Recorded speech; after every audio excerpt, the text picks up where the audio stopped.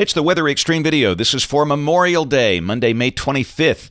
I'm James Spann. After a very dry pattern this month, the rain is back as a moist air mass is in place and a trough is setting up to the west. In fact, there's a look.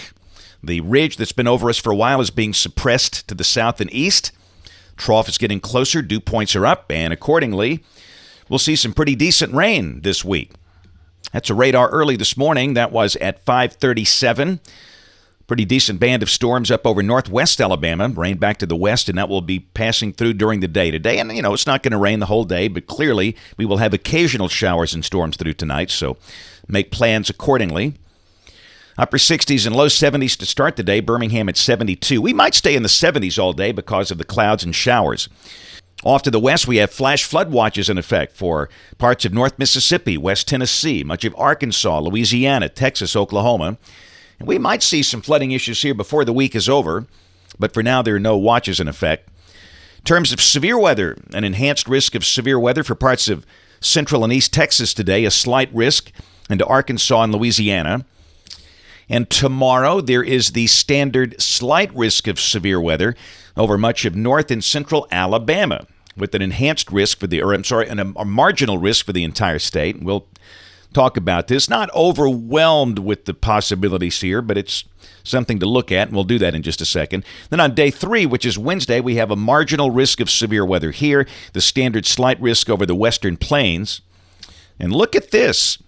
Up until yesterday afternoon, for the entire month, Birmingham had only about 1/3 of an inch of rain.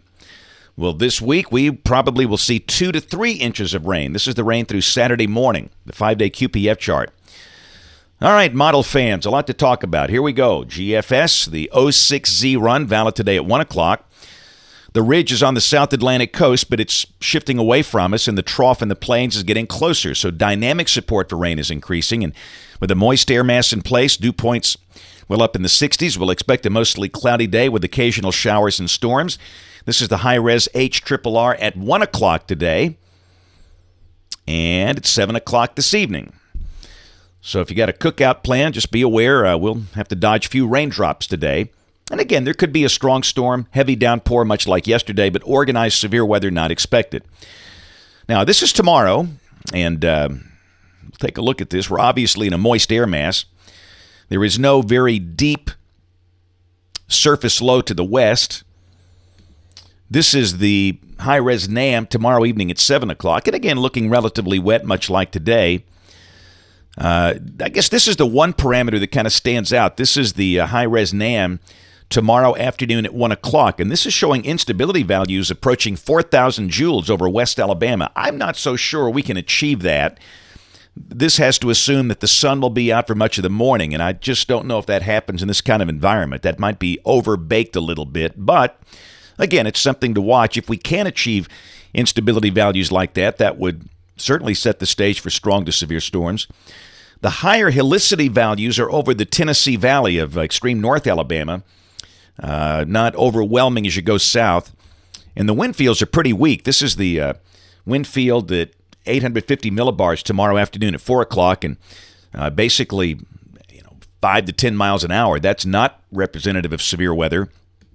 And the big EHI values are way west of here, so we'll watch the radar, and I guess there certainly could be a strong, maybe a severe storm tomorrow, but it doesn't look like an overwhelming threat to us at this point. We'll have to see how things shake out tomorrow morning. But clearly, we'll have a good chance of showers and storms.